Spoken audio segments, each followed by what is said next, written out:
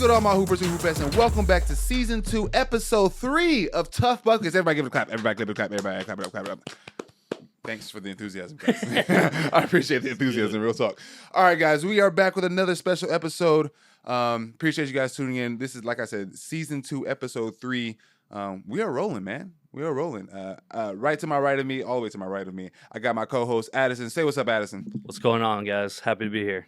Man, look, sounding more and more comfortable on the camera, on the mic every day. I love it. I love it. We're getting real comfortable around here. And lastly but not least, we have our guest of the day, our guy, John Bohannon. Everybody clap it up for our guy, John. Hey, appreciate y'all having me. How you doing, big dog? Oh, man, I can't complain at all, man. You know, who would listen even if I did? That part, bro. I swear to God, that part. I love that. I love saying that. We appreciate you pulling up, bro, especially on some last-minute stuff. I think we've been talking to you like the last 48 hours, maybe. That type About of deal. 48 hours they pulled up. So. Yeah, so we do appreciate you pulling up on us, man. We are trying to be very legitimate around here and get episodes out every week. So we do appreciate last-minute stuff like this. Sure. Are you from the Dallas area? Yeah, I'm actually from Lancaster, okay. Texas, which is southern Dallas County, probably like about 15 minutes from around here. Boy, listen. Southern. Yeah. I was born in Houston, first 6-7 years, but John, I was raised in Lancaster. John, until you just started talking right now, I didn't hear none of that Southern in your voice this entire time. That's it. This entire time we've been talking, bro. Man. I did not hear no Southern. You asked him where he's from. The South Dallas came out. All of that South came out to you as soon as I asked you where you're from. South Dallas County, baby. South suburbs, man. Lancaster, Texas. That's fire, bro. That's fire. That's fire. Yeah, man. That completely caught me off guard. Okay, so from the Houston area, you was born out there, though. Well, I was born there, but I'm from Dallas. Okay, so I always say this. So you're a Texas area. cat. Yeah. You're a Texas cat. Texas all the way. All right. For sure. What other sports did you play? Because no other Texas cat played. We played everything, okay, man. That's what we played football. I started off baseball. That was my first sport. That was probably my best sport. Really? Yeah, I was nice, bro. It just was too slow. You know what I mean? I was nice. And it's hot as shit. I mean, that wasn't such a big deal because we played outside. That's what I'm all saying, day bro. growing up. Y'all man. different, bro. Yeah, we played outside all bro. day. These kids now. I got kids now. They don't. They like to play video games. We was outside every day. Yeah, facts. Every day facts. Playing all the sports. But yeah, I started off baseball, football, then basketball. Okay. So. And were we always a bigger kid and stuff like that? Or yeah, I was, but I wasn't as big as I got. I was tall, but it was a point where I just skyrocketed. You know what I mean? And that's when you probably picked basketball. That's when basketball became the main thing. Okay. Yeah. Gotcha. Well, let's run through early days for you, John, real quick, just so everybody gets acclimated with who you are. When did we actually pick up the basketball? Shit, man, maybe I was like 4 Okay. 4 or 5. My uncle, my mom's brother, they had a house in East Texas, Trinity, Texas. Okay. And he had a basketball goal up. It was like a trailer home, but it was on like some acres. So, you had the basketball goal up, and then we'd go in the front and play football and wiffle ball. Mm-hmm. So that was the first time I actually started playing with my cousins. Okay. In East Texas. Yep. And then at what point are we getting are we trying out for teams, or is this just for funsies? No, it was when did we start trying out for a team? I played in the church league, but my first AAU team was the Dallas Mustangs. My coach, the late Coach Brown, his son Mark and DJ, the people know him around Dallas. He was my first coach. He was the first guy that brought me to the Dallas Mustangs. Coach Tony and them. They've had stars like LB, Byron Eaton, out there in South Dallas, Park South YMCA. That was my first team. Yeah, and we played in Park South YMCA League, and then we played in the Pleasant Grove League. It was Pleasant. Was it Pleasant Oaks? No, it was the Salvation Army in Pleasant Grove. So yeah, that was my first taste of competitive select team basketball. Okay. Yeah. Okay. Mm-hmm. I like it. That was like 4th grade. Were we any good? I was okay. I could walk and chew gum. I wasn't as a lot of guys, at that age can't do that, So I could play a little bit, but I wasn't what I became. Yeah, but I was decent. So a running theme so far on the show is everybody's been asked when they're younger. Everybody was asked. When I wasn't asked. Nah, hell no. I ain't Yes. never been asked in no sport. Period. Nah, I ain't like that, bro. I'm crying. I also think I was good. I just wasn't as good as I ended up being. Yeah. I think that's a big part too. Is like all these guys are pros that you're interviewing, so all of them are comparing them to like where they got. So they think of it completely different. They were probably beating up all the other kids their age, but in their mind they're like, I wasn't as good as I got. I was always the best in class. If we wanted to play 1-on-1 whenever we got to play basketball, but. As far as selecting, it was guys that was better. And then motherfuckers was older back then. You would be in the 4th grade and somebody else in the 4th grade, but he really supposed to be in 5th and 6th grade. And they was the best. They already had like beards, mustaches and shit. So, them was the best guys. But yeah, I was good, but I wasn't, what I became. Hell no. So in the state of basketball right now, like kids don't I forgot who was talking about this. Like the kids it's no longer like a poor man's sport. Kids are like getting training really early and stuff like that. Yeah, I heard some shit like that. And I agree for the most part, because you lose a lot, and even more with that. Like if you are a one sport kid, like your entire life, I feel like you miss out on a lot of, for one, athletic things, being exposed to different types of movement patterns and all that good shit. So do you think you playing all the different sports when you're younger helped you in your career, in your basketball career at all? Yeah, I think it helped me, but I don't fucking blame these parents trying to specialize, because you see how much money they get now. Yeah, facts. Like facts. Nah, you facts. It's an and investment. you can get paid in fucking high school now, 17 years old. So, and I'm one of the reasons that happened. Talk about it. Hold on. Yeah, but we that's the we go. That's the little bit say further that. down. We're gonna talk about that. I would love to talk about that. Yeah, bro. I like playing all the sports. I think that's great. Like you said, the movement patterns, is better on your joints, your ligaments and stuff. But shit, it's hard to blame these parents, man, and these kids, because even if you're an astrophysicist or whatever, you're gonna do that. You're gonna specialize in that. You're gonna do stuff to do that. So I see the vision, but. I love playing all the sports, bro. I'm just a competitive person like that. So shit, hell yeah. I think there's value both ways. I think the burnout's way higher too, though. Like if kids like I think when you cross train too, especially baseball, your hand-eye coordination is just better. Like as a big man, I've seen you play. You can catch that thing. Yeah. A lot of big guys struggle catching that. I know you had a whole episode that was basically around catching the ball with Ish. So it's just interesting. Big guard like shit, man. Yeah. Big guard. No, that versatility I bet comes from kind of that background. Yeah. I play quarterback, I play receiver, I play pitcher, I hit. So third base, first base. So my dad was actually a receiver. He played college, and I think he had a little tryout for the Oilers, did something for the Oilers and got hurt. Back in the 70s, he older. So, but yeah. So it's kind of in my blood. Yeah. Yep. Yeah, my mom's her brothers, they were football players in high school and college, baseball. So before we move on, who's the better athlete? Who? Basketball players or football players? Basketball, bro. Okay, cool. I mean, cool. You ain't gotta change your answer, brother. Don't worry about it. we can stick with that. Yeah. Certain, but then you look. It's like you see Luka and Jokic dominating. Like, I don't know with this shit. So I say basketball though. Basketball. All around athlete, I think it's basketball. Okay, like you see, like if you go with a pro in a gym, that's not just a big man that protects the rim. Like they don't miss hardly, right? Like. No football player can go do that. If you give one of y'all a month or two to put on weight, y'all are going to put on weight and be able to compete with that.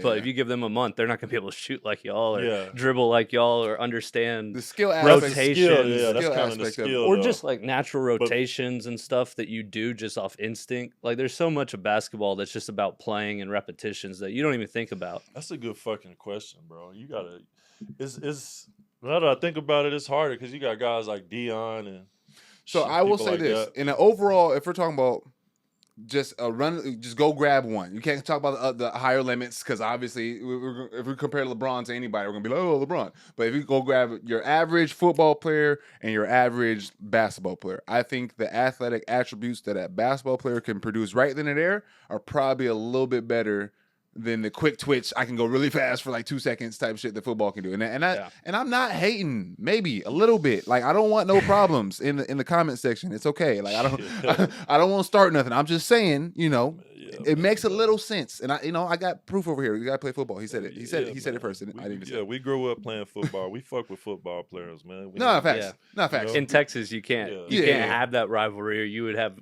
people fighting at school every day. Shit, that shit basketball players are losing. Did happen. Just outnumbered. Yeah, we was outnumbered, but we used to fight hard. Man. They knew what was going on. Shout out to Lancaster High School football. That shit carried over the court. We had Perry on, obviously. Let's get in the high school then, because we had Perry on. We talked about Duncanville. Yeah. And for people that aren't from Texas, for the start to have two of our Texas guys be Duncanville and Lancaster. That's basketball in Texas right there. So just talk about a little bit Lancaster High School. Obviously, just what it means to be a part of that program. And even still today, I'm sure you see when they have good teams, like going back and seeing the community aspect of that. Yeah, man, it was big for me, bro, because, I grew up in the gym watching them practice. My mom was a school teacher up there. So every day when I come home from when I get out of school, I have to go up to the high school away from my mom. And Coach Russian, the coach at the time, he used to let me in the gym and just, hang around. And I used to be in there shooting around. He'll get mad, like, hold the fucking ball. Like, hold the ball, Bohannon. It's, the shit like that. But it was great, bro, because it really got me entrenched in the program. It made me want to be a Lancaster Tiger and want to have, because we never went to state. They never got to the state game. We never had one at the time. But they were always good, but they never have took the getting out of y'all's region is no joke. For sure. So it just made me. It built that pride up in me, and it made me want to.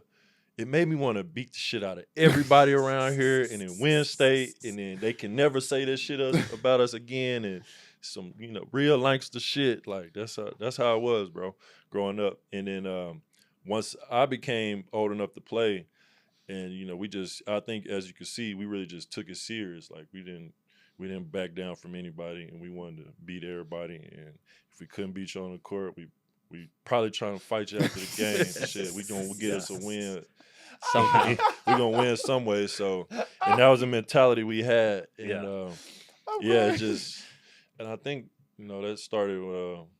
It didn't start with me, but it came from me and like just growing up in the program. Yeah, and that pride aspect. Yeah, and it kind of rubbed off on everybody, all my teammates, and really the city. Because it was a time when it's like, this nigga, there's some Lancaster niggas like, and then the people at Lancaster like, man, I ain't from Lancaster, I'm from Oak Cliff, I'm from Holly Hills, like I'm from South Dallas, but I'm like, nigga, we from Lancaster. And motherfucker, this is some Lancaster shit, and we finna be the best, and fuck who don't like it, and that's how it was. That's how it was. From my perspective, growing up, I went to the state tournament every year because I grew up outside of Austin. It was right there, and it was a big deal. And Duncanville was 5A, y'all were 4A, so y'all weren't really competing against each other for state. No, y'all might play each other. We'll play in the preseason, right? Yeah. So, before district. I remember when I was younger, it was always SOC. Yeah. SOC was in that bitch every year. And they walk around there with their chant and all that stuff. Yeah. But then y'all's class after that, it was Kimball or Lancaster. Yep. Like y'all were the only ones going after that. And SOC kind of took a dip and hasn't really come back since that. So do you think y'all's class kind of changed South Dallas hoops a little bit in that way? I think in 2008, the last year SOC won state. We beat SOC that year.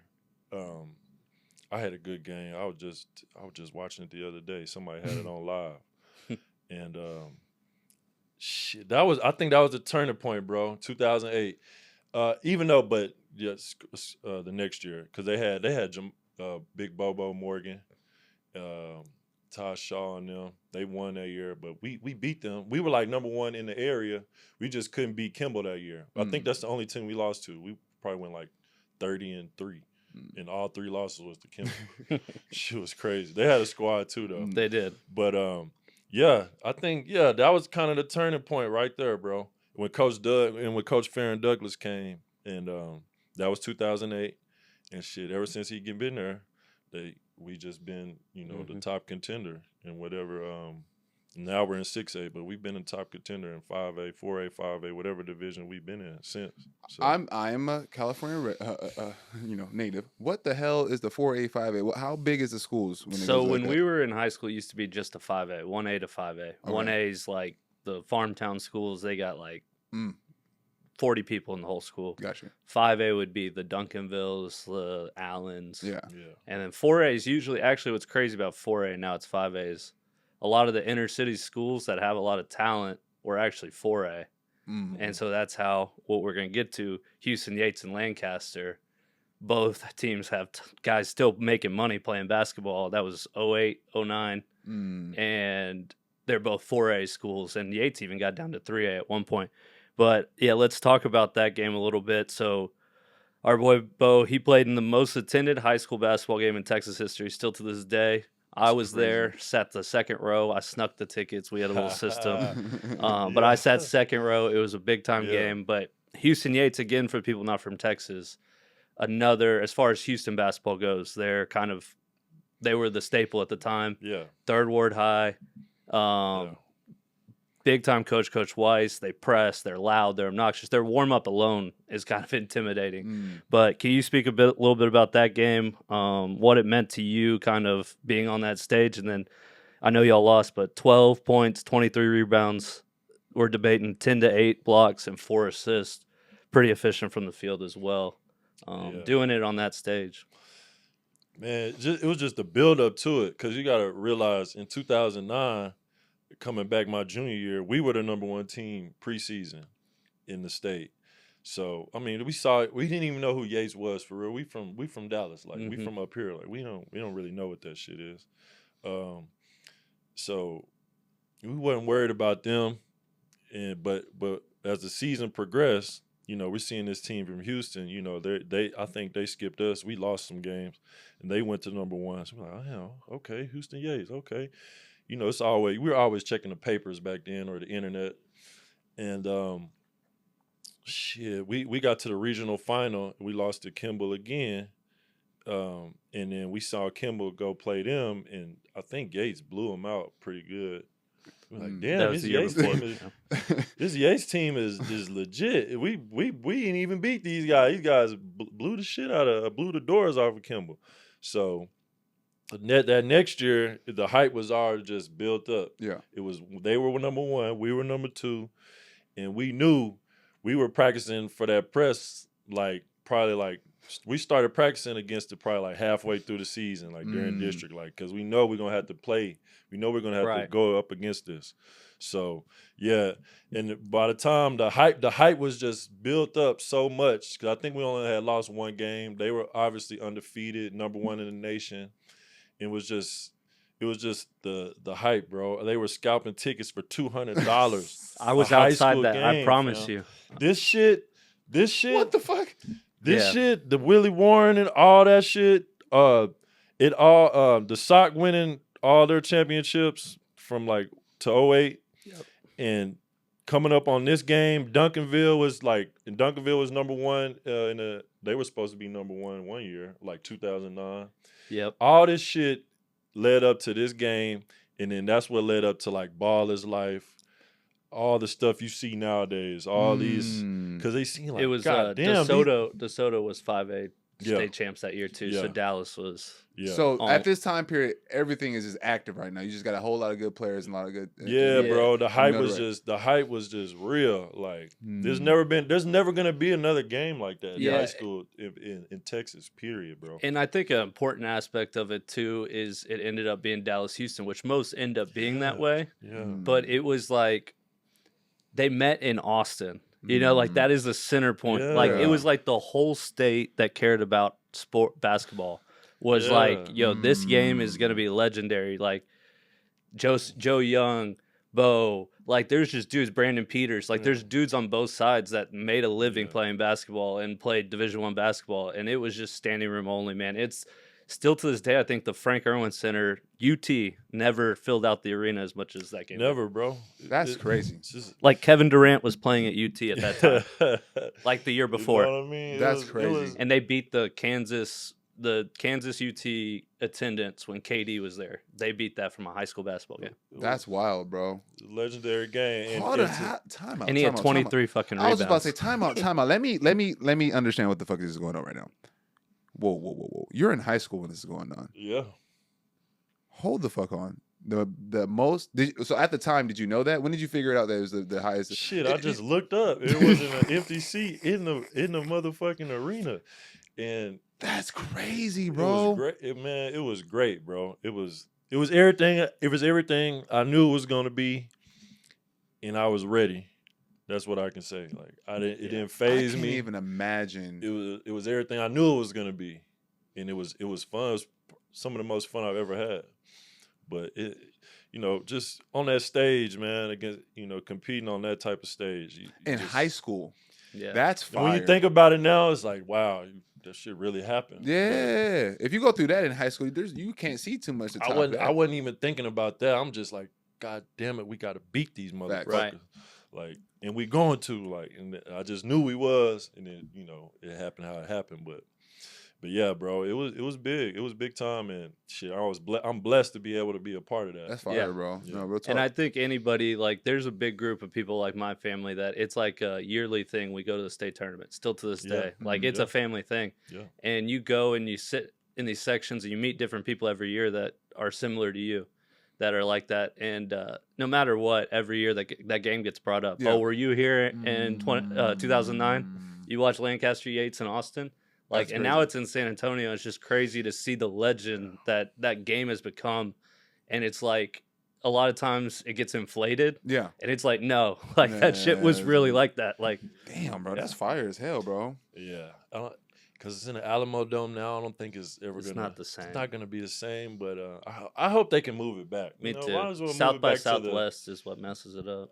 Yeah. I think that shit about to die off anyway. I don't even hear about that no more. Yeah, facts. No. I don't hear about South by Southwest no more like that. But we'll see. Fire, bro. So at this time period, so obviously you're having a great high school year. You're having a great. What's our recruitment looking like during this time period? I was heavily recruited when I was younger. Yeah, I was getting into trouble and shit. I was a knucklehead back then. Ball wasn't just life for me. It should have been, but it wasn't, and that fucked me up. Fucked up my recruiting a lot. But I was committed to UTEP at the time. Okay, I think I'd already signed, and UTEP stayed on me through all the ups and downs. So I ended up going there, but it was actually under Coach Tony Barbie who recruited me, not Tim Floyd. So when Barbie took the job at Auburn, I was gonna go there, or I was really trying to go to Texas. They was trying to recruit. They was getting there trying to, they had a little birdie in my ear, but. Tim Floyd came and he wouldn't release me. He wouldn't release the letter of intent. Back then it was hard. They had a lot more power. They had a lot more power back then. He released everybody else in my signing class, but he seen me go for like 2 triple doubles in the Final Four. So he was, he was like, "Nah, you gotta honor your commitment. You gotta." I'm like, motherfucker, you letting all these other people go? Like, at the time, it's just me and my mom, and it was in my guy, Coach Mo, Douglas Grace, my mentor at the time. So we didn't really know what we could do, what our options were. Yeah. And like I say, it's not options like you had now. Like now, it's like, okay, your coach leaves, shit, I'm gone. Just without, I don't got to sit out. I don't even think I need I don't even think they do letter of intents no more or something like that. But they do, but it's very easy to get out of them now. So man. So I said, man, fuck it. You know what? I can go to the league from UTEP. I'm the shit. Like, this is what I'm thinking at the time. Yeah. 18 years old. Like, yeah, I can do this shit. He coached in the league. Like, I can, fuck it, I'll go. I like the guys that's there. Like, let's do it. So I ended up going to UTEP. Okay. Yeah. Fire. And that entire like process in terms of like picking a school, did you do the whole like signing the hat thing on that good shit? Hell no, bro. I signed that shit in credit recovery class. Well, hell no, it wasn't nothing. It was just like they just faxed a sheet of paper and I just signed that motherfucker. I'm recovering my credit so I could graduate. Like, shout out Coach Fletch, man. He was my coach at the time in there. He a big time football coach somewhere. I think he was at Tulsa. But yeah, man, that was my guy. He just like, man, he just came over and pat me like, congratulations. Like, go on, get back to your shit.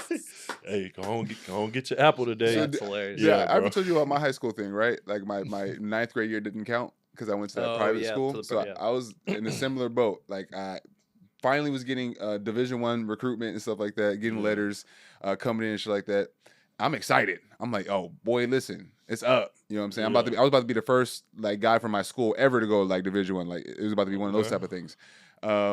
These motherfuckers stopped sending letters the next week. Like once they found out what my like grade situation was and stuff like that, everybody stopped calling. Everybody. I'm like, and I went to my coach. He's like, yeah, it's not looking good. I'm like, okay. So I went to go talk to the counselor. It can't be that bad. I think I'd be able to help me out with something. Yeah, your whole ninth grade year didn't count. I'm like, excuse me? Yeah. Y'all telling me this 6 months before I graduate? Like, what the hell? So the rest of that last semester, bro, same thing, credit recovery class all day, just doing packets on packets. I had to like, I can say this shit. I was paying people to help me make like fucking like finish the packets and shit like that for me. So I understand that concept. I didn't sign no letter of intent. My ninth grade didn't count either, but it wasn't because I went to a private school.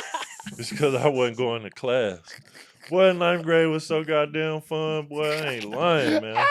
Say all them girls was looking grown. What? Then I stayed in the bro. I played 2 games. I think I played 1 game of varsity my ninth grade year, and I killed too. I had like 15. I was shooting threes and shit back then. But yeah, bro. Yeah, my shit. Ninth grade was too fun, bro. I was not worried about that. Fire. That's funny as hell. Bro, fire. So yeah, I had to get credit recovery, man. It caught up to me. So kids, bro, take that shit serious. Facts. No, I was not thinking. I didn't even know what my grade point average was. Mm-hmm. They was like, oh, you got to get a certain thing on your ACT. Like, fuck, okay. All right. I took it one time. Yeah. I didn't get what I was supposed to get. Cause I just started like, you know, facts. Damn, this shit too long. Like, man, fuck. If I sat down and just did it, so the next time I just kind of sat down and did it, and I got what I needed to get, and you know, the teachers, they helped me along. They definitely helped me. So shout out to my teachers at Lancaster High School. They helped me get through, and you know, I made it. Yeah, so, shit. I graduated. I made it to UTEP, but that kind of I think that definitely messed up my recruitment as well. Because maybe they didn't think I would clear the clearinghouse or whatever. But I buckled down and got to it though. Okay, let's move on into college, man. From what I understand, solid career. From how do you feel about it? How do you feel? Decent. I mean, I feel like I could have been better. That's always I definitely would have fucking transferred now, transfer portal. But you would have to sit out a year back then. It's you got to sit out. Yeah, like. And I thought about it, definitely did, but like I said, I was just so arrogant at the time. Like, man, I can do this shit my way. I can do it from here, you know. Especially my freshman year, I started off starting.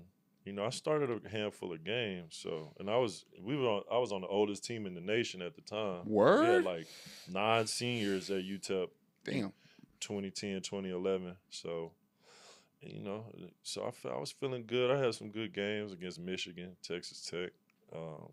But you're saying if you had the same like opportunities that are available in college, that you probably for sure would have. Bro, I wouldn't even be. No fucking way, like no way. But you know, shout out UTEP, but no way. So no way. You said a little earlier that you were probably the reason behind some of this NIL stuff. Please inform me on that. Yeah, bro, I sued the NCAA. Oh, word. 2014, and it ended up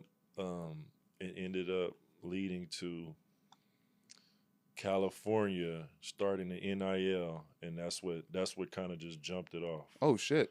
Yeah, and that's so now, and then everybody that played when I was there from 2010 to 2015, everybody got like $6,000 to $10,000, $6,000 to $12,000, depending on like where you went. But all D1 athletes, women's basketball, men's basketball, and football. Oh, wow. Everybody got paid.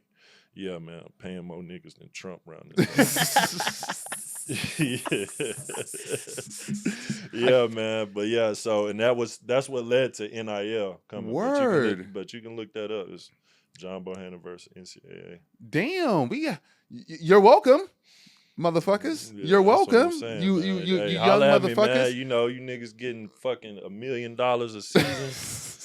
$2 million, Hey, $3 no. million. That's Yeah, on you the need low to- end, bro. Low end, bro. Hey, man, low just end. holler at me when you see me in the streets, man. You know, chuck your boy a little something, man. Real shit you know? though. Yesterday I was hooping up at the Run, bro. Young cat. I think he's maybe becoming a sophomore. I forgot what school he's at. Division I for sure. And he's a big man. And he was talking to my guy Dakari, and Dakari was like, "Hey, Tom, come over here, bro." I came over there. He's like, he said he's only getting $450 this year. I'm like, $450 what? $450,000. I'm like, he's only getting the guy was upset. Like, yeah, everybody else on my team getting a couple M's. I'm like, $450,000 for 1 year of At that age. Like at that age, bro. You are wild. Like, Yeah. You need like a Go get the money, man. you need like a agents take their percentage. You need like the Bo knows, man. yeah, Hey, the Bo fee. Bo went there, so hopefully you ain't have to go through that. You know what I'm saying? Bo did that. Will you talk about going through that a little bit? Like just looking the little bit I can Google. Like that was over a year long process, huh? I mean, that was that from was the- years long. It Yeah.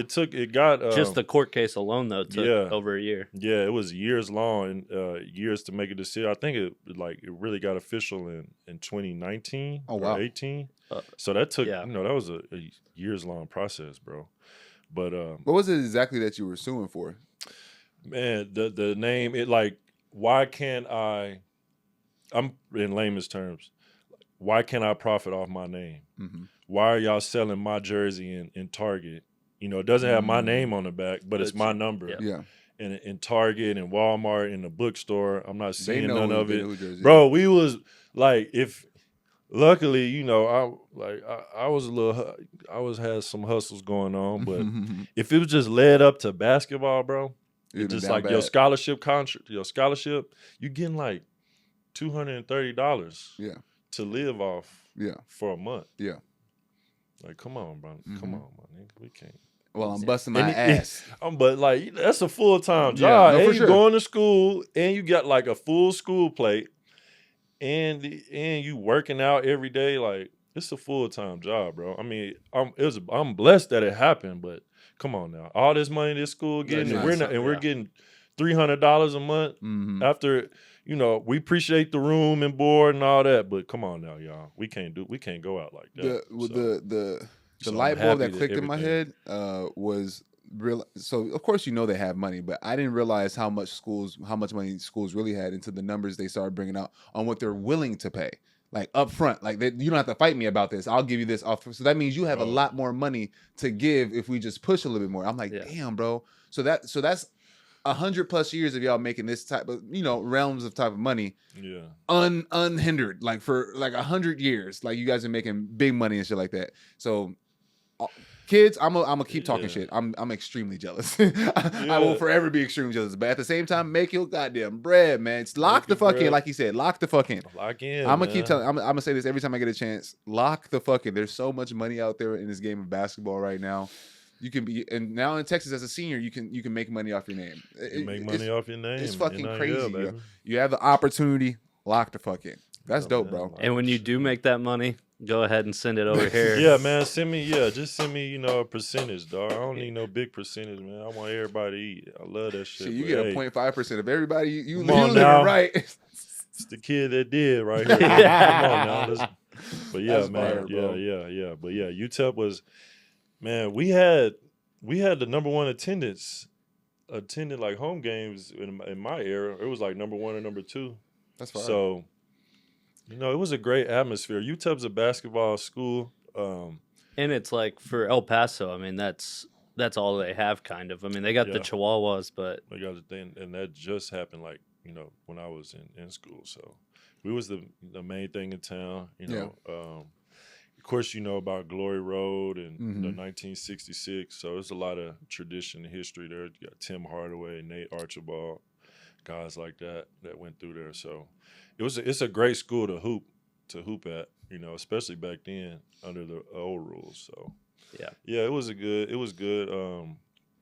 We beat good teams every year, man. We beat Power 5 teams, Power 4 teams every year when I was there. So that Bahamas tournament y'all played in was I remember that field specifically.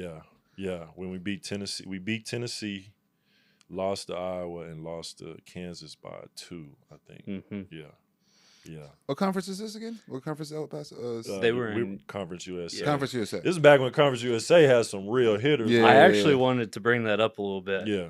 When y'all were, because that changed while you were there, right? Yeah, my senior year, then it got watered down. So it was like Memphis and Houston were in that, and that was kind of like, and then they left to go the American. Yeah. Memphis, but Houston, Tulsa. Yeah, could you sense that though? That your last year, kind of like, damn, like I wish my last year I got to play against those dudes again. Yeah, and like go to their place and beat them. Like it kind of that probably had to feel a little like anticlimactic almost. Yeah, because you know when I first got there, they was saying we was supposed to be in the Mountain West during my time, but that just happened like fucking this year. So, but yeah, everybody just left us. Like we had like I say, SMU, UCF, Rice. We had some hitters in there, man, for real. And it was it was a lot of NBA guys. Yeah. In my early time, Jordan Clarkson, Will Barton. Yep, Memphis. All those Memphis guys. Jonathan Simmons at Houston.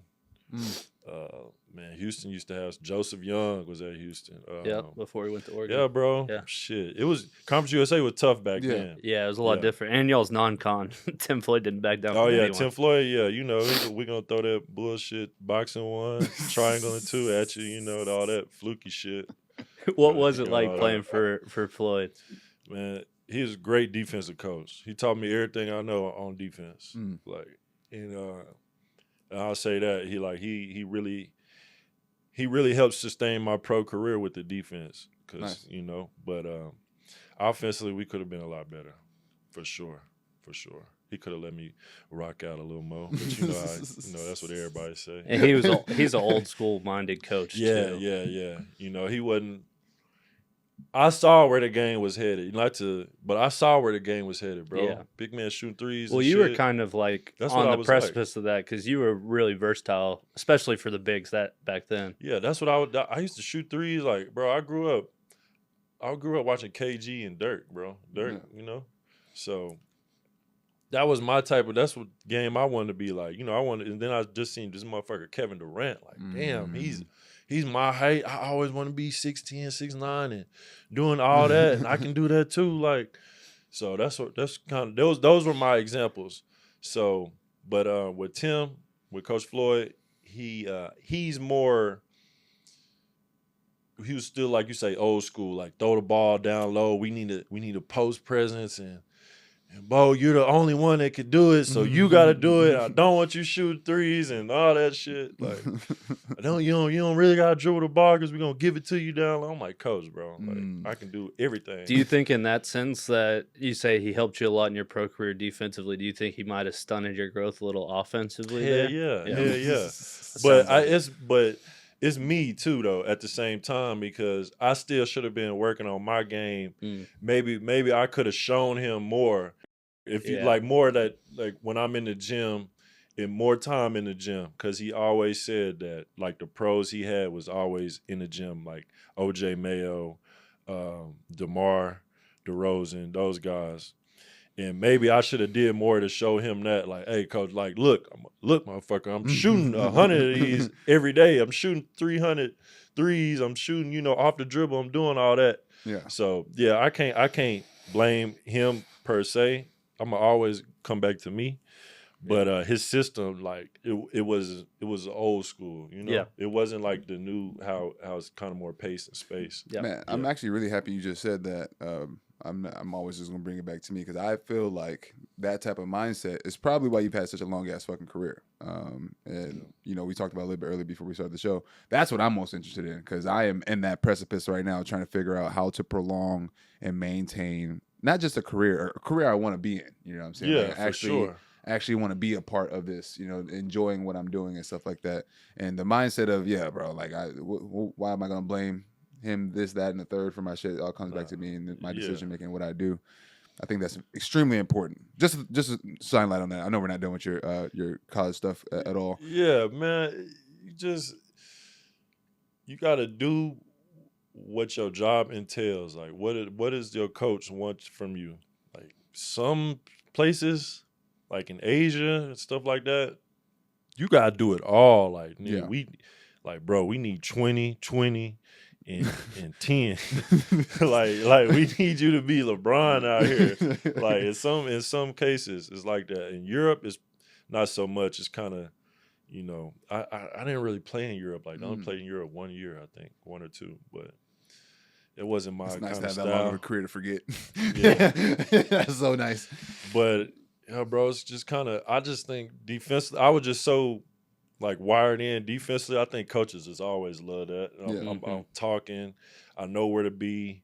You know, I'm not the best shot blocker, but I can block shots, and I'm there where I'm supposed to be. You know, and Coach Floyd definitely instilled that in me, and I'm grateful for that. And I think the defensive part is the main reason why I've been such. And I rebound the ball. You know, I can score, and I pass. You know, I don't really just want to go out there and average 25, 30. You know, especially not at this point. Like, I'd rather get 10 assists. So, you know, guys like playing with me. Yeah, especially guards, because you know they know I ain't gonna trip too much about them jacking all the time. Yeah, well, and that's one thing. Obviously, the reason we got connected is one of my best friends was a manager when he was there. Yeah. And he always said, like, Bo could kind of get away with a lot more because he knew everything. Like, everybody trusted, like, when game time came, he knew the scout. He knew where he's going to be. He knew the plays. Yeah. And a lot of the other guys in college, as y'all both know, aren't like that. You know? And so I think that it shows in your pro career kind of to his point about that. No, for sure. So, obviously, you said at the get-go, NBA was already on your mind, right? So we're getting towards. You played all 4 years in college. Yeah, right? I played all 4 years. So, like a sucker. I'm crying. So, at what point are we like?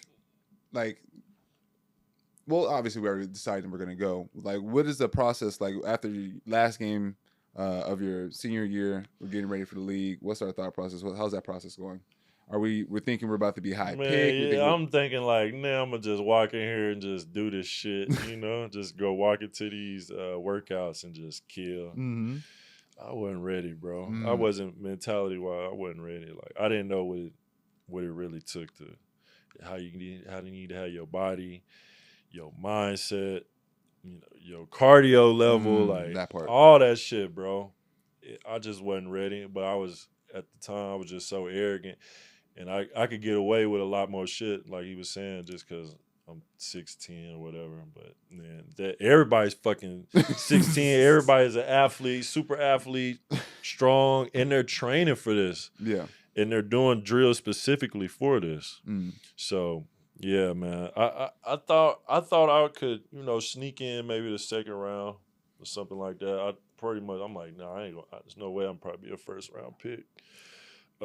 After playing 4 years. Yeah. So, but you know, those tough. Yeah, I feel like I should have left after my sophomore year. I would have had a better chance. Cause what goes into that decision making, deciding not to go versus deciding to go? Obviously, I wouldn't know nothing about that. You know, at the time, I probably should have went, but I felt like I was just leaving so much on the table. I felt like, okay, we're going to have a great team the year after. We won. We had beat Memphis at Memphis. We were the youngest team in the nation. We beat Memphis at Memphis. We beat U of H a couple times. We beat Auburn. We beat. Damn. This was your sophomore year? This is my sophomore. We beat Clemson, but we'll lose to like fucking Rice. You know what I mean? So I think we was like 16 and 16. 15 and 17. 15 and 17. Yeah. I had led us in scoring and rebounding. I'm coming off the bench half the time. Me and coach are kind of getting into it. But I'm still, I'm shooting like 65% or some shit in the conference. Something crazy. I was good, bro. And I'm just like, man, I can do more. Like maybe I should. But nah, I need to do more. Yeah. I just felt like I left a lot on the table, even though we had beaten. Those first 2 years, we beat some great teams. Yeah. So Yeah, that year is actually pretty crazy to look at. I mean, you beat Memphis, Houston, Auburn, Clemson, like you said, but then you're losing games to like SFA. Yeah, Tulsa. Like y'all scored 48 points against Tulsa. Who, Damn. Like, it's Tulane, like some of the bottom feeders of that league at the time. Rice, you lose by 2. Yeah, UAB wasn't like they are now. You'll lose to them by 1. It's just a really up and down year, it looks like. Yeah, it was, I guess that's what's dealing with a young team. But Definitely. And I was kind of like that. Until we got the conference, I was kind of up and down. Yeah. But your conference numbers were definitely a lot better. You Yeah. averaged 13 in conference, 65% from the floor. Yeah, I just felt like I just left a lot, bro, and not having probably the right guidance. That just knew, we just didn't know. Like nobody knew, nobody had went to the league like that. Yeah. And you go from oldest team in the from country to youngest, right? Yeah. Mm-hmm. Yeah. So I'm thinking like, and we having a nice recruiting class coming in. I'm like, shit, we gonna be cold, and I could just do what I did this year. Take it up a notch, win, and then I'm gonna go. Yeah. But it didn't work out like that. So Got you. Okay, so we are in senior year. We are getting ready for the draft. I said we weren't ready. He said I wasn't ready, bro. I wasn't ready. I had workouts too. I had like 6 or 7 NBA workouts. And shit, man, I just after the first one, because they all come like in a month, like in a few weeks. After the first one, I'm like, fuck, I'm not ready. I'm not ready. Damn. I got a little better. I had some good, I had a good one with the Warriors. Actually, Bob Myers told me that, like, man, you're going to be all right. But, John, you're going to be all right. This is before, we know the Bob Myers of the day, the great GM. Yep. That won all those championships. I think this was his first year, first or second year. But, that always stuck with me. Like, damn, like, yeah, he knows some talent. Like, he knows what the fuck he's talking about. Like, he's like the one GM that came up to me, like, and said anything. So, that made me feel all right. Like, okay, all right, I got a chance. I still got a chance. But is it really that bad of a conditioning thing, man? Like, that's the only thing I'd be fucking seeing is like, it's like you really like gotta be in shape for those workouts. Yeah, you gotta be in shape, bro. Like, you gotta be, and you gotta just be dialed in. Like, you see these kids, they're not missing a lot of open shots. Yeah, facts. Bro. No, facts. You gotta make those shots. So it's just about that, man. And Were you nervous going into that type of No, I wasn't nervous, but I got nervous when I got tired. When I was getting tired, I'm like, fuck, man. I should have been running the sand dunes in El Paso or something. Shit. Man, yeah. So I just wasn't ready at the time. So kids, get ready. Don't be arrogant.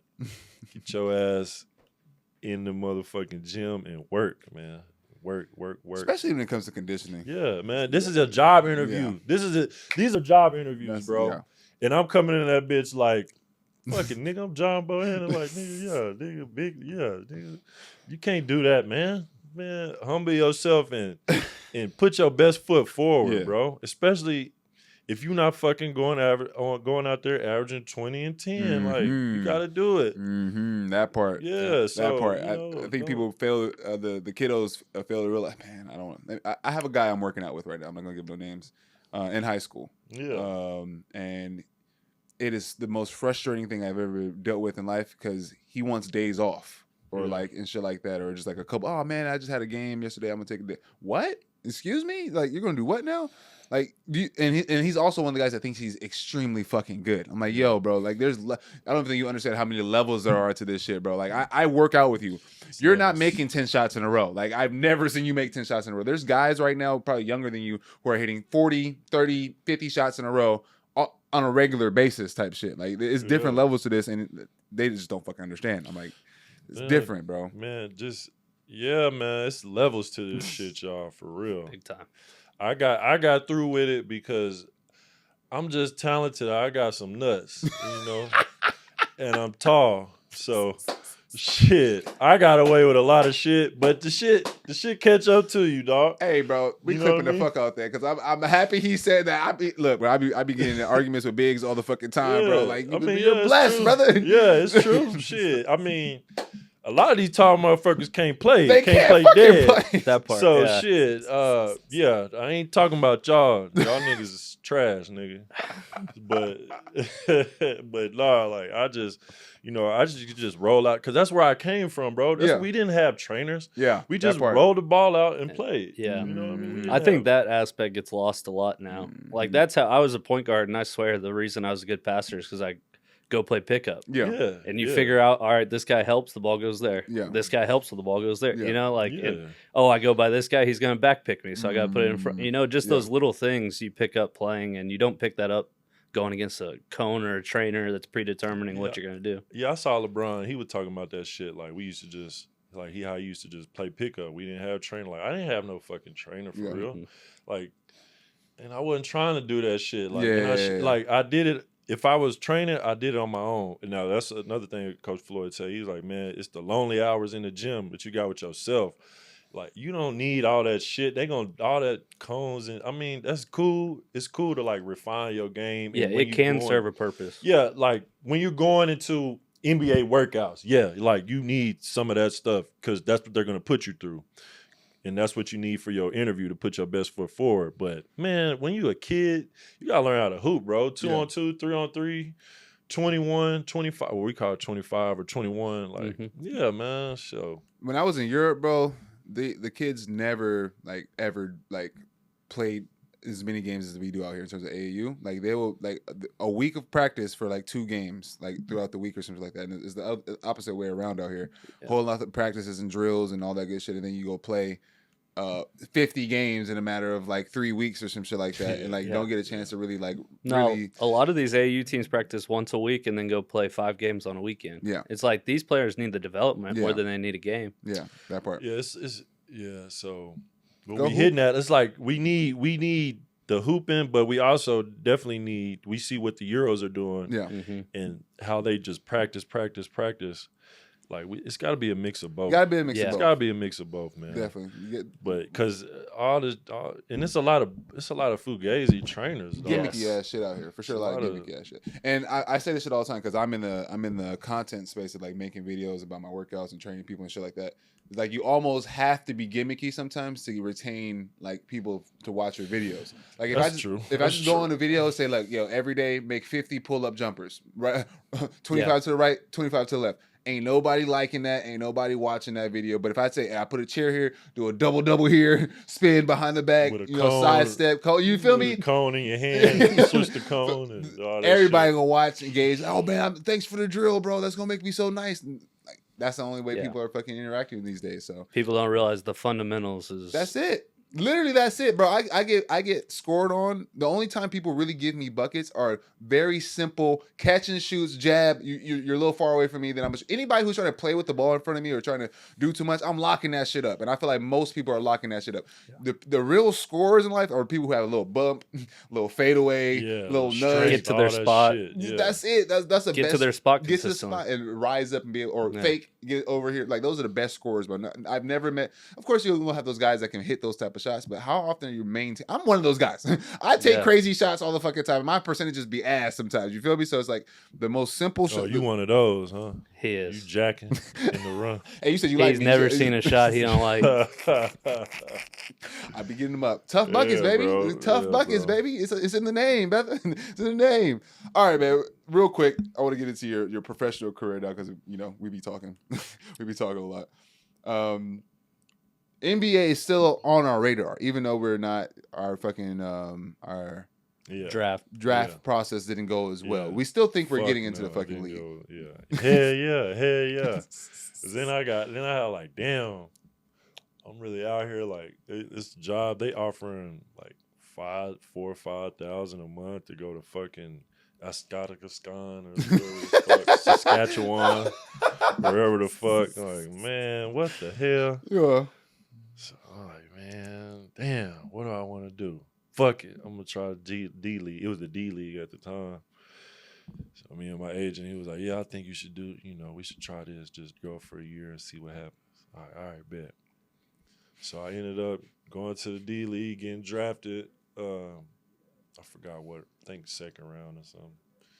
I'm like, damn, I wasn't even my team's first or second pick. Like, damn, all right. And I'm going to Erie, Pennsylvania.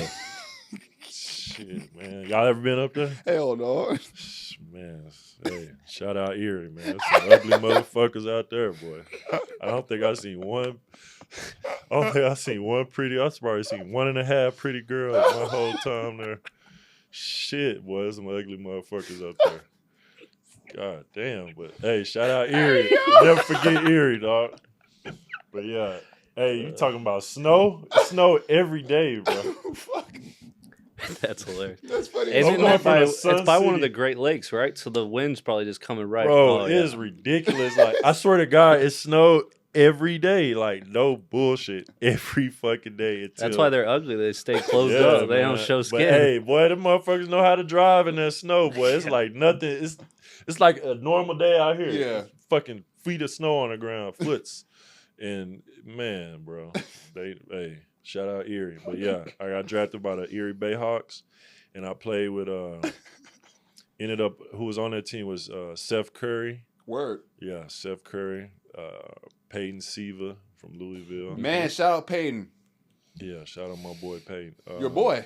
That's my boy. That's my Hey guy. man, get us connected. I would shit myself if I got guy. Peyton Siva on this Yeah, fucking that's podcast. my guy, I man. was such a Peyton Siva fan. I got National champion. Bro, I Yeah. was such a Peyton Siva fan. He growing coaching up, at bro. Louisville right now. But yeah, I'm Mhm. gonna hit him up. I'm gonna hit him up. That's my DM. bro. I swear to God. Yeah, I'll fanboy the fuck out in this motherfucker. I don't give a fuck. Seth, that was my guy too. Seth, he on, Yeah. Curry, man. Mhm. Them niggas on a different level. But yeah, he used to give me that's back when they first started Under Armour. He used to drop off them packs to him like, you want this, bro? Hell yeah, I want this shit. Hell yeah. I felt like I was sponsored by Under Armour. Boy, I had so much. Hell yeah. And I had a pretty good season, bro. I averaged like 9-9 or 9-8, like probably like 20 minutes off the bench. So that earned me a shot at Summer League. And I started at Summer League, did pretty well. Didn't do still on that arrogant shit, wasn't taking it seriously as I needed to, but I ended up starting. I think I averaged like 7, not nothing too crazy. We played against Miles Turner. We played against Miles Turner now. Miles Turner he was just coming into the league. Who else we played? I was guarding like everybody. I was guarding him. And then another game I guard PJ Harrison. Like that was my thing at the time. I could guard like 2 through 5. Yeah. So yeah, and how long were we in the D League? that was my rookie year. Then I went to Orlando. I was about to sign a contract for training camp. Because it's like a week or 2 before training camp, and I got hurt. I fucked my back up. Yeah, man. I had some personal shit going on back home too around the time, so it was fucking with me. Because I was on my square after the summer league, then that shit kind of just personal shit happened. One of my teammates, one of my high school teammates, one of my best friends lost his life, and that was fucking with me for a minute. And I had to shake back. I was foggy, my mentality. I was like, damn.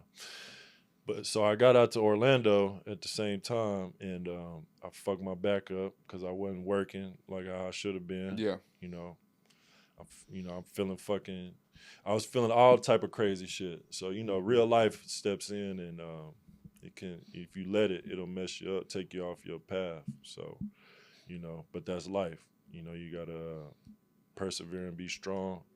And yeah, I fucked my back up, bro. It was gonna give me like 200, you know, a couple grand, couple $100,000 to come to camp and, you know, Just to compete for the last. That's what they used to do back then, and compete for the last spot. But fucked my back up, man. Scott Skiles was like, man, his back's no good. He was the coach at the time. He was like, man, I like him, but shit, you know, he can't take care of his body. So that fucked me off with that. You know, I went back to the D League for a little bit that next year, and then I left like in the middle and went to Hong Kong. Okay. Yeah. So at this time, was it a hard decision to decide? Overseas, yeah. Was it a hard decision deciding to go overseas? Hell no, because it was a lot more money, bro. Because at the time, nigga, the first year of D League, bro, it was like playing at UTEP, fam. Like you getting but the crazy thing is you get a little. It's a bump up in salary, but not much. Like after taxes, you probably taking home like $1,800. So then we was, man, I struggling. was, I got a child at the time. Like I got a 2-year-old or whatever at the time. So, and then the next year they bumped me up to like an A contract. And that's like you get like $4,500 a month, so that was a little better. But it's like what? But I can go overseas and make double, triple that. You know where I was at in Hong Kong. Yeah. So yeah, I left and did some months over there. That's when I started my overseas. It wasn't a hard decision. It wasn't hard. You'd be surprised how there's a lot of guys who be trying to thug it out in the for G sure, League and stuff like that. I'm like, I don't get it. Like the money's not there. Even if you're okay with making that type of money or whatnot, why not take the travel? Why not go out and explore and go see some different things? Yeah, because I know a few guys who are they know they're going to be in the G League their entire career. Like that's perfectly fine with them. They're going to be there for 7-8 years. I just couldn't do it. I mean, I came back later on because I wanted like damn, okay, let me get one more shot. Yeah, at for sure. Shit. But like I couldn't just do it consecutively. Yeah, bro. Hell no. Guys are making millions of dollars overseas. Like they making, even if it's not $1 million, they making more than this shit. No. Leaps and bounds more than that shit. I'm a big man too, so I can go over to Asia.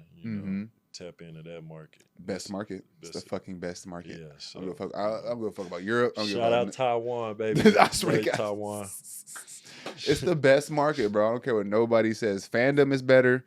Motherfuckers will bring you some Kobe's into the game. Well, I guess I would say that we have the best fans in Taiwan, bro. I'm trying to tell you, bro. I see it all the time. That's what PJ said Taiwan. too. Yes, bro. Yeah, PJ played for the Aquas too. He said the same thing. That was his favorite place he's played. Yeah, bro.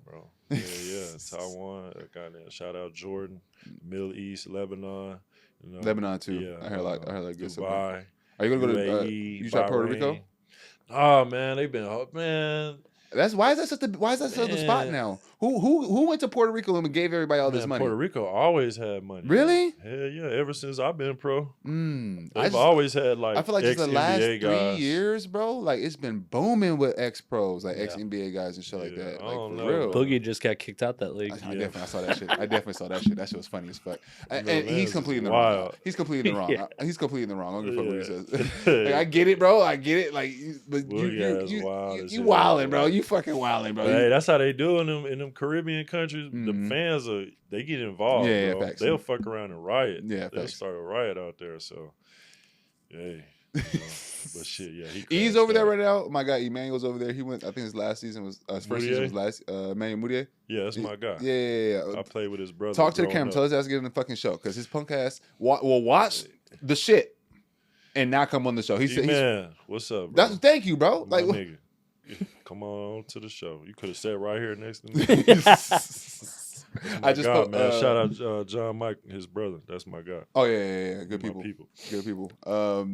I posted the Perry episode yesterday, and I made our first little clip.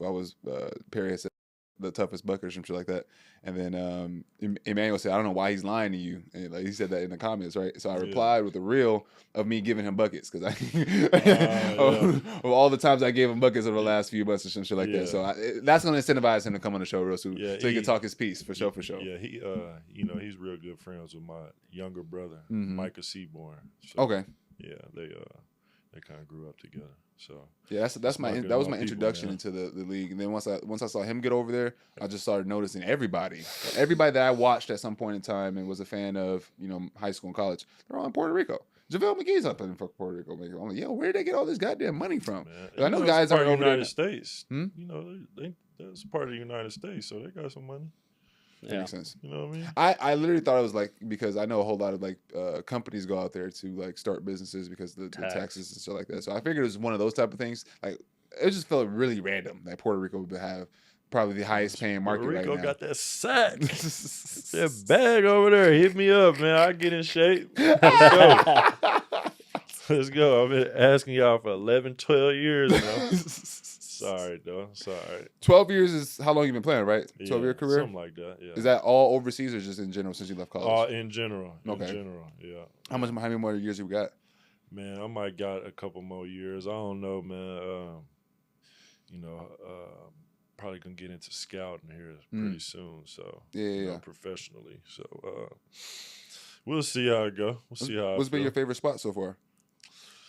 Man, Taiwan and I like Dubai too. Dubai was definitely nice, but the fans get no better than in Taiwan, bro, and Lebanon too. Really, Lebanese fans, for sure, bro. They love basketball out there. Okay, and it's like you got it's like supposedly half Muslim, half Christian, 50-50, and you got the Christian team, the main team, you got the Muslim main team with the real bag. Like, really? It gets hectic out there, bro. It gets hectic. Damn, I didn't know that. I had no clue either. Suggest versus reality, stuff like that. Like, they need to do like a documentary like feature on that, Facts. like the religion and hoops or something. Facts, bro. And it'll be in Lebanon, bro. Because that's where it kind of clash at. Yeah, that's super interesting. Man, hell yeah. Like, the fans get rowdy. The chants, like, it's not like out here. Yeah. When you go to NBA game, it's kind of, it's like a who's who. Like, it's kind of more chill. For sure.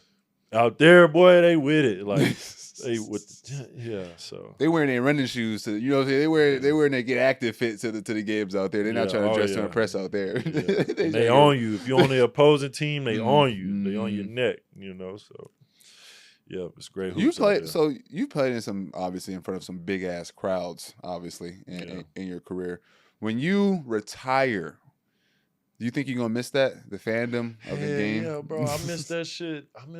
Like, just randomly. Like, it ain't nothing like getting in front of a crowd. That's why I can see why, actors, like, people hold on. Like, they say people hold on because you ain't gonna never get that. You don't get that rush like that again. Yeah. You performing in front of all these people, making these people happy. Yeah. Or sad, like whichever. Yeah. Like, it's nothing like it. Yeah, man. facts. It's nothing like it, bro.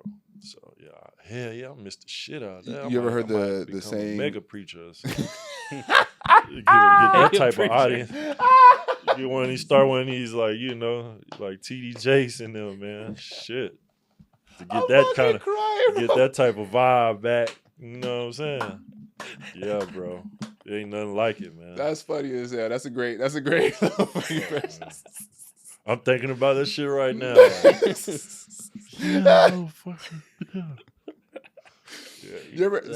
the other. When's the other time you're gonna be able to do that? Not facts, though. Really? Like, yeah, my God. Yeah. All that shit, man. Ain't nothing like it, bro. And I love, like, that's the part of the game I'm gonna miss the most. Yeah, for sure. Just that. Yeah. So I say this all the time. Every time I get a chance to, I always speak on how the athlete dies two deaths, right? Like, first death is whenever we retire. Yeah. Because you will never, ever get those type of emotions, feelings, love. You'll never get that back. And then you not know, most athletes, you see it all the time. They don't know what to do with themselves the first few years after they retire or whatnot. Yeah. Motherfuckers get stupid out of shape. they fucking lose all their hair and shit like that. Motherfuckers be stressed. And then, eventually you figure out, next phase or all that good stuff. I just think it's crazy. I don't think people realize that type of stuff. Yeah, man, but the motherfucker ain't gonna feel sorry for us because man, we done played child sport. Yeah, that for money. It's a dangerous game to play with. But yeah, as far as athlees, we know. That part. You know what I mean? Nobody gonna fuck with us. But yeah, niggas, man, general public, they don't give a damn. They like, these niggas get to play a game. They complaining. Yeah. But yeah, hell yeah, because Hell yeah, this is what we've been doing since we've been kids. Yeah. You know. But I think the good ones, the smart ones, can compartmentalize and have a plan on what they can do after what they're gonna do, and start working towards that. Yeah. And especially when you're not making, even when you do make all the money, all those millions, you're still gonna need something to do, or you're just gonna blow through the money. Yeah, you might blow through it or whatever. So drive yourself crazy. Yeah. So. Yeah, it's important, man. It's important, boys and girls. Think about that.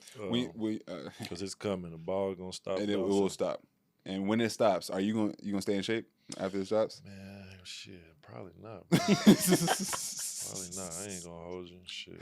I know for a fact I'm gonna get a nice little belly because I'm gonna get heavy into my barbecue life. I'm picking the grill back up. You throw down on that grill, huh? Tongue can cook. I can cook, brother. I'm from Mississippi. I'm from the SIP, baby. Okay, shit, man. I'm finna throw down this weekend, man. I'm finna go to Houston and throw down at Pop's crib. That's what I'm saying. Like that grill. That's what I'm gonna be saying that every weekend. You know what I'm saying? I'm gonna go throw down this weekend every weekend. I swear. And I'm gonna be taste testing and eating, and I'm not doing no cardio. Whenever the ball stops bouncing, no cardio. Well, I think that part with basketball is like what's always when you fuck up in basketball, get on the line, like go run. Like I've seen a lot of basketball players that will lift and stuff after or still hoop some.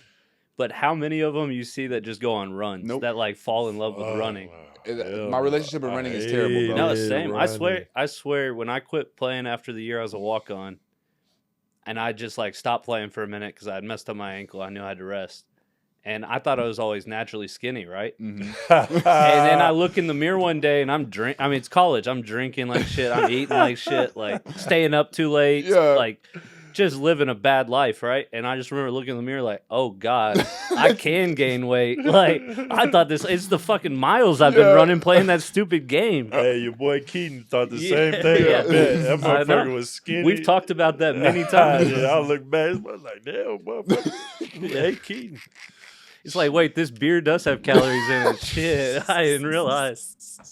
All these chips and salsa, they add up, man. I have such a bad relationship with running, bro. I would rather do anything 100%. Than run, bro. I don't know why it's like that, though. Like you said, it's a punishment. It was a punishment for most of the time. I think it's just like in the back of your head, whether you think it or not. It's just like hate that. Hate it, bro. I fucking hate that shit. I can be in the gym. I can be in the gym for 3 hours. I can work for 3 hours. Get in the treadmill for 7 minutes, I'm miserable. I'm talking about absolutely fucking miserable. I be wanting to fight somebody. I can't do that shit. It's just like the mental relationship with that shit. I just can't do. That's why I know it's gonna Once be bad. I'm in that mode, like I can get on the Stairmaster. Like that was one of my big secrets. Well, it's not a secret, but like when I'm in, that's how I got in shape. Really, Stairmaster, bro. Word? High intensity. Like you don't even got to be for that long, but it's got to be high intensity. And I'll do it practice, and then after games, I go right to it. Really? Yeah. So, yeah. Damn. That's how you stay. That's how you stay in that mode, man. Gyms. That's how you stay in that mode. You're welcome. Stairmaster, man, for real. But like, just running on the line. And if I didn't play a lot, if I didn't play like over 20 minutes, I'm playing 1-on-1, full court after. Really? Against whoever, First it was the weight coach. I used to kick his ass. Ty, you never beat me ever. I used to kick your ass.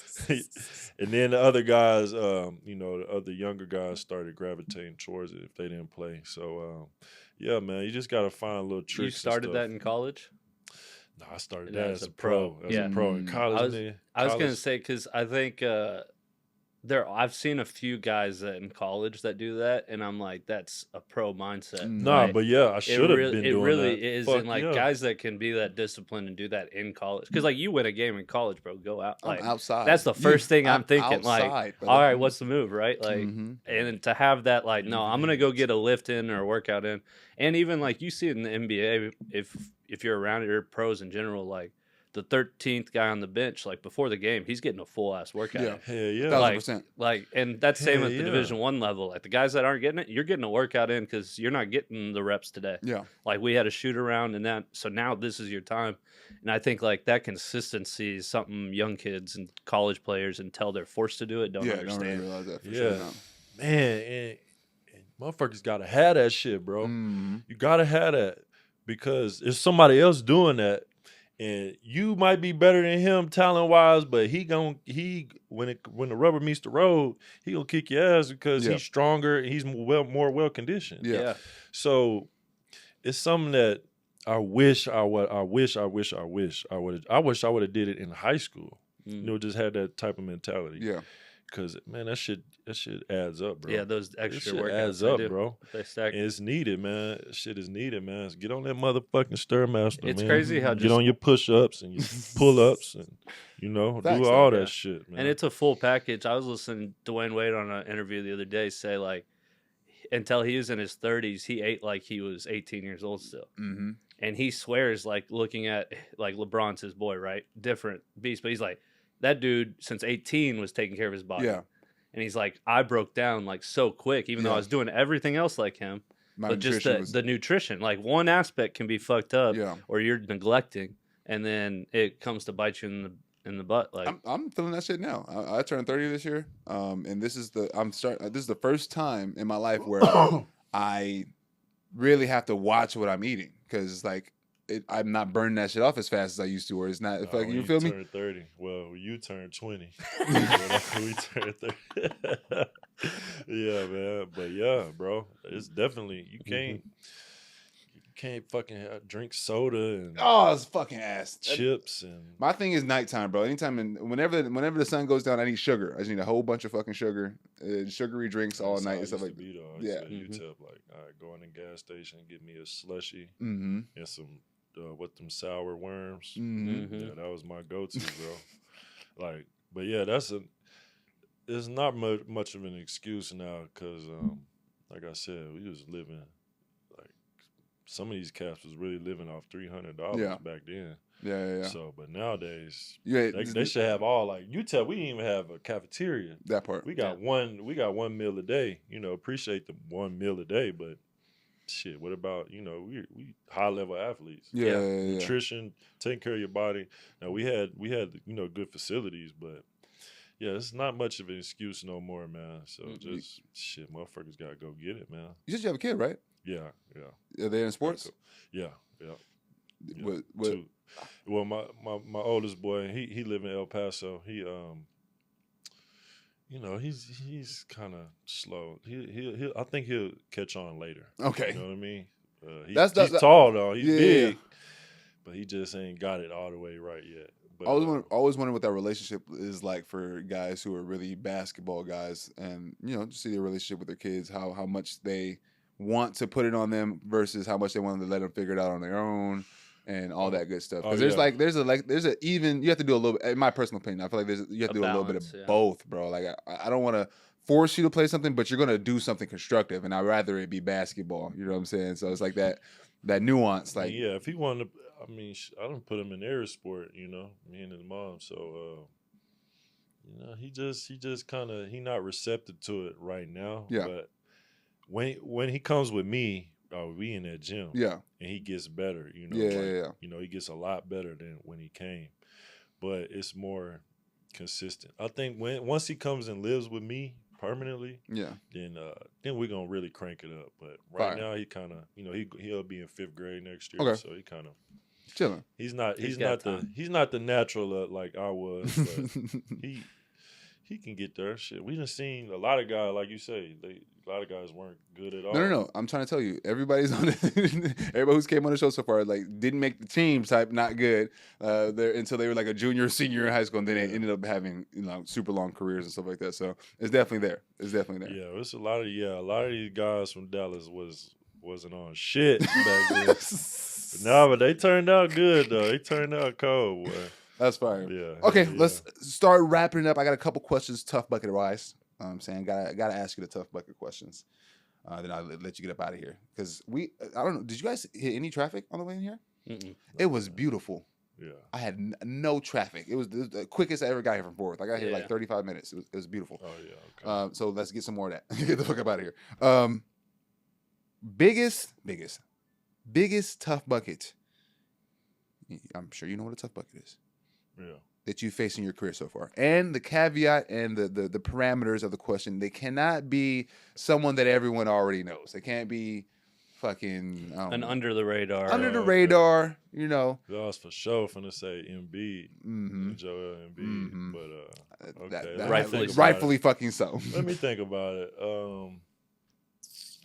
The toughest bucket I face, like it couldn't be any type of game or any game. It could be pickup. It could be high school, professional. Literally, you looked at this motherfucker and was like, yo, like for me, there's this guy named Ethan. Shout out to I always shout out my guy Ethan. He just gave me like 30 the other day in fucking the men's league. Motherfucker does not play basketball, but inside of a men's league. He always says this, I'm off the couch with it. One of the best buckets I've ever played against in my entire fucking life. It's just like, it's crazy this type of shit I see. And he does not play professional at all. It's that type of thing. Okay. It's real pure hooper type shit. Like motherfuckers just nice. Yeah, for sure, Andre Emmett. For sure, RIP. Yeah, playing against him, playing one-on-ones. He only just cook me. Like I couldn't do shit. Like, I couldn't stop him. He was so strong. Like he just put that shoulder in me, get that separation. I was a little more lighter back then, but him for sure. Andre Emmett, I'm gonna have to look in. Tech and Dallas legend. Gotcha. Anybody, if you're from Texas, you know Andre Emmett. For sure. Fire. Yeah, man. Sadly passed away too. Definitely RIP. RIP, my God. Man, I'll give y'all one from Lancaster. My boy Daniel Skinner. He was a bucket, man. He was Daniel Skinner. Daniel Skinner, man. He's a year. I like younger that. than I like new names that we get to put up. Yeah. You can watch him now. He done got big now. He can still get out there and play. He dunked somebody from the free throw line. Hey Tone, take a guess where he played at in college. Angelo? Shut the fuck up. Swear to God. Yeah. He played at his alma mater. Okay. Word? Yeah, he was there in 13-14. Wow, that's okay. It looks like he played at Jacksonville College, which where Cinco coached before. So yeah, he's definitely like under the radar bucket. My boy D Skin, what up, baby? Okay. Yeah, shout out to my guy. Yeah, man. Alumni. Yeah. Alma mater. I like that. That's what's up. Yeah. Cool. And my guy Kenny Williams. Now he was a bucket. He went to Angelo too. Okay. Yeah, that's actually he was on the wall. Tony used to walk past his picture every day. Yeah. Fuck him. Yeah. Okay. Yeah. Yeah. I gave you 3 names. Right Fire. now. I'll take that. I do appreciate that. Well, my guy, do you have anything that you got going on right now that you want to shout out, put notice to? Any social medias you want to put out? LBE, Leading by Example Foundation, nonprofit. We've been, we serving at-risk youth. Fire. Been doing it since 2011. Shout out my boy Douglas Grace. Doug's Kitchen Barbecue. Come see us in Oak Cliff on the weekends. Fire. Friday and Saturday. You can look that up on social media. We can tag it as we'll well. tag it. Free Jared Shaw. I hope Slim. I hope you get home. We praying with you, praying for you, bro. Hope you get out that gym out there in Indonesia. Free Jared Shaw. R.I.P. Shell D. R.I.P. Steve Govan. What else I got? That's probably about it. About it. That was about it. Yeah. All right. So obviously, I have a background on the UTEP basketball program. During that time you were there, I know there was a big controversy. Brought the FBI in over some gambling. Can you touch on that? I know you weren't really involved in that, but obviously your teammates. Yeah, I mean, apparently they was betting on the games. I think they was betting on us to win. I don't think they was as necessarily point shaving. I think they were just betting on us to win, and they were betting on other college games. So, yeah, I mean, shit. Hey, what can you do? I told them niggas to chill out with that shit. Was that a big distraction for you, for the team that year? Or? I mean, yeah, because we lost all our guards, except for my boy C.J. Cooper and my boy Julian Washburn. But we lost all our guards. These was the only guards we had, and we had walk-ons. And A.J. Jones, right? Or Aaron Jones? Boy Aaron. Yeah, my guy Aaron. That's when Aaron came to the team. So it was a blessing in disguise. Aaron and Alvin came to the team, and we jailed after that. No lie. Like we ended up going on like a 10-game win streak, and ended up I think 3rd or 4th in conference. I think we went like 12-4. But yeah, bro, it was definitely like when it happened, it was like, what the fuck? The feds is around us. I'm like, I'm getting nervous and shit because I got other stuff going on. I'm like, damn, what the but yeah, man. Yeah, man. It was a distraction for a small time, but it really helped me because I got to play on the perimeter now. Like I could just kind of do my thing. Like I got a little more turned freedom into the point guard really. So, it kind of helped me. And then Aaron and Alvin came through, and they just added another dimension. Great teammates, great guys. So yeah, man. Yeah, it was unfortunate what happened with them boys, but shit, I told them niggas stop. Yeah, like, come on, bro, don't do that shit. Y'all tripping. But Tone, do you play fantasy football at all? Come on, bro. No, I didn't think so. No, I was gonna say if you do, that's a sign. Pick up Aaron Jones this year. Yeah, Aaron Jones. That's his man. guy. Showtime 33. My God. Yeah. El Paso legend. El Paso legend. 915 to the 500, baby. You know how we do it. I would never do fantasy football. That's way too much time out of my day. There's too much going on in there. Football in general, y'all just got too much shit going on in there. Way too much shit. Yeah. But anyways, man, y'all know the drill. Like, comment, subscribe, share, all that good stuff. John, appreciate you pulling up on us, my boy. Until next time, Addison, you good? Yes, sir. Tone, you good? I am good. I appreciate y'all. Y'all have a good day. It's your boy. Doses!